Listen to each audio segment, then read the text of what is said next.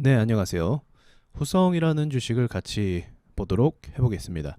시장에서 인기가 굉장히 많은 주식 중에 하나입니다. 후성이라는 주식을 주식하는 사람들은 대부분 다 알고 있죠.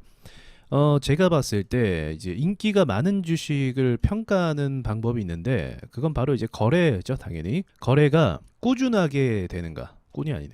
꾸준하게. 자, 그럼 꾸준하게를 뭘로 평가할 수 있는가? 여기 보시면 급등하고 나서 거래 터지고 나서 한 3개월 정도 좀 크게 오른 건 아니지만 우상향을 잠깐 했죠. 이때 거래량을 한번 보세요. 거래를 보시면 와, 거래가 계속 됩니다. 그냥 보합일 때도 이게 나쁜 편이 아니에요. 거래가. 수치적으로 보면요. 그냥 보합일 때도 거래 대금이 500억씩 막 터지고 300억씩 유지가 됩니다. 무슨 말일까요? 돈이 그냥 뭐 크게 급등하는 것도 아니고 옆으로 가고 있는데 300억, 400억, 500억 계속 터지고 조금만 움직이고 상승하려고 하면은 900억, 1000억 터졌다가 진짜 급등하면 뭐 4000억 터지고 이런다는 거죠. 이런 걸 보면서 이 주식이 인기가 굉장히 많구나를 알 수가 있습니다. 자, 그러면 저는 일단 뭐 세력주 관점으로 모든 걸 다 해석을 하잖아요. 급등이 나오면 뭐다? 세력이다라고 이제 정의를 내리는데 세력 입장에서 가장 고난이도 주식이 바로 이 인기 주식입니다. 인기 주식은 왜 인기 주식이 되는가? 실제로요. 이 기업의 평가가 좋은 거예요. 그래서 기술도 가지고 있고 매출도 잘 내고 있고 회사의 네임밸류도 괜찮다는 거죠. 엮이고 있는 재료도 전체적으로 다 좋고요. 그러니까 여러모로 흠잡을 수 없는 회사가 이런 회사다라고 말씀을 드릴 수가 있는 겁니다. 그럼 세력 입장에서 어떨까요? 이 주식을 저가에 매수하고 싶을 거고 분명히 그리고 나서 높아진 가격에서 사람들에게 팔고 싶을 거예요. 근데 이렇게 좋은 회사의 주식을 사람들이 팔겠습니까? 쉽게 매도를 하겠어요? 어지간하면 매도를 안 한다는 거죠. 또 그런 관점으로 봤을 때 그래야만 이 5월 27일 지난주 금요일 날 나왔던 음봉이 조금 이해가 돼요. 그렇다고 해서 뭐 털었다고 해서 곧바로 올리진 않죠. 왜냐면 이 좋은 주식은 이렇게 음봉 나오잖아요. 그럼 세력도 알고 있어요. 어떤 걸 알고 있냐면 야, 음봉 때리면 얘네가 어떻게 할까? 도망칠까? 아니죠. 여기서 매수를 더합니다. 좋은 주식은 매수를 더해요. 안 좋은 주식, 좀 덜 인기 있는 주식은요. 매수하지 않고 그냥 매도를 해요. 무서우니까요. 회사가 어떻게 될지 모르니까. 근데 정말 기술이 있고 재료가 많고 회사 규모가 좋은 회사는 이렇게 싸질 때 더 산다는 거죠. 그렇기 때문에 제가 봤을 때 이렇게 이거 음봉을 만들어낸 이상 어쩌면은 이게 시작에 불과할 수도 있겠다 생각이 듭니다. 왜냐하면 이제 제가 세력 입장에서 항상 중요한 라인이 뭐라고 했죠? 신고가예요, 신고가. 신고가를 만들면 기본적으로 돈들이 엄청나게 붙어요. 그래서 신고가를 만들면 오를 가능성도 있지만 가능성은 충분히 있죠. 있지만 이 신고가를 어떻게 얘네가 만들어 가느냐에 따라 사람들에게 실망을 줄 수도 있고 또 개미를 털어낼 수도 있는 그런 여러 가지 테크닉을 쓸 수가 있는데 일단 신고가 자체에서 공중부양 형태로 만들진 않았고요. 살짝 올려놓은 형태가 됐는데 여기서 곧바로 올리진 않고 어떻게 했습니까? 음봉을 만들어냈다는 거죠. 그럼 이게 어떤 상황이 될까요?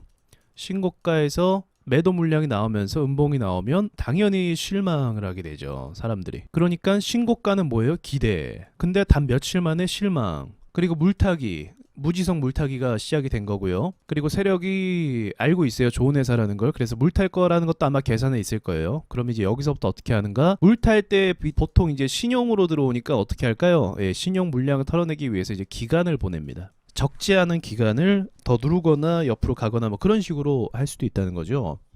그래서 이런 부분들을 여러분이 좀 참고를 하시면서 매매 계획을 잡으셨으면 좋겠네요. 자, 후성과 좀 유사한 주식을 하나 제가 가져와 볼게요. 자, 이 동진 세미캠도요. 회사가 좋고 시가총액도 비슷하네요. 지금은 2조. 시가총액도 높고 그리고 기술도 있고 여러모로 뭐 좋은 회사예요. 근데 이 회사도 이제 보시면 신고가를 만들고 나서 이때 시장이 좀 좋았어요. 조금 그리고 나서 이때부터 안 좋아졌어요. 얘가 이제 꺾이는 순간부터 안 좋아졌습니다. 예, 분위기 좋았다가 신고가 만들어냈다가 정말 좋은 회사니까 근데 이렇게 주가가 박살나게 되는 거예요. 근데 더군다나 박살나고 나서 또 어떤 이슈가 붙었죠? 네, 뭐 횡령 자금으로 뭐 동진 세미캠을 뭐 샀네 마네 이런 이야기를 막 했죠. 그래서 주가가 쭉 밀려서 여기까지 거의 뭐 5만 원에서 3만 원까지 밀렸다라고 볼 수 있습니다. 그리고 나서 시간을 제가 오래 보낸다고 했잖아요. 왜냐면 이 미수 물량, 신용 물량이 분명 여기에 샀을 거예요. 이걸 알고 있어요, 세력들이. 동진 세미캠은 좋은 회사이기 때문에. 또 횡령을 자금으로 이제 들어오긴 했지만 뭐 그게 회사 매출에 어떤 본질적인 영향을 주는 건 아니잖아요. 그렇기 때문에 가치가 훼손되지 않는 범위이기 때문에 사람들이 아마도 확신을 갖고 더 많은 물량을 샀을 거라고 저는 예상을 합니다. 그럼 그 물량들을 털어내기 위해서 세력들이 시간을 충분히 옆으로 보내고 더 밀어버리면서 여기까지 밀어냈죠. 여기까지 밀어내면서 극한의 공포감을 준다는 거죠.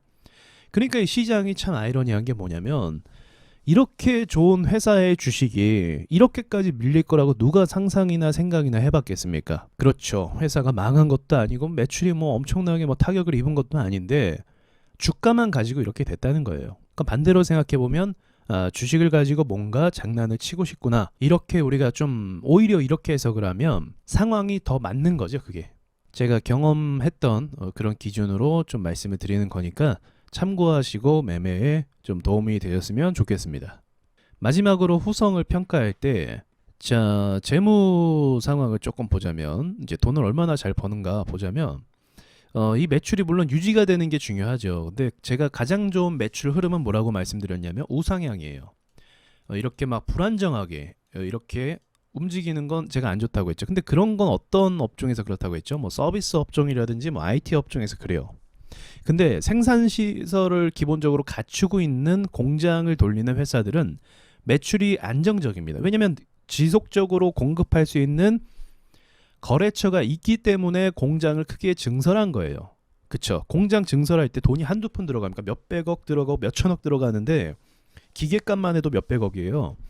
그런 거를 넣는데 확실한 거래처가 확보되지 않으면 감히 공장을 증설할 수 있을까요? 그거 한 방에 그냥 회사가 무너질 수도 있거든요. 그래서 이건 제가 섹터에 대한 설명을 좀 한번 드렸던 부분이죠. 확실한 거래처가 확보가 되어서 매출이 안정적일 수가 있다 라고 말씀을 좀 정리를 드렸습니다. 그래서 지금 발생하는 이런 매출이 지속성 또는 유지를 할 가능성이 좀 있다라고 볼 수가 있죠. 그래서 사람들이 사는 거고 매수를 하는 거고 여러분뿐만 아니라 기관 외인 외국인들도 다른 어떤 투자자들도 다 이 후성이라는 종목을 좋게 평가해 사기 때문에 세력 입장에서는 어떻게 해야 된다? 네, 이거 좀 희망을 좀 없애줘야 되는 그런 과정을 겪어야 된다라고 이렇게 좀 정리를 할 수 있을 것 같아요. 차트는 그렇게 높게 올라간 편은 전 아니라고 봅니다. 이제 23,000원이고요. 더 올라갈 가능성도 충분히 저는 있다라고 봅니다. 예, 전기차 섹터만 해도 뭐 10배씩 올랐는데 얘는 뭐 그 정도도 오르지도 않았잖아요. 그렇기 때문에 과정이라고 좀 생각하면 마음이 편하지 않을까 생각도 들기도 하네요. 여기까지 말씀드리고 마치겠습니다.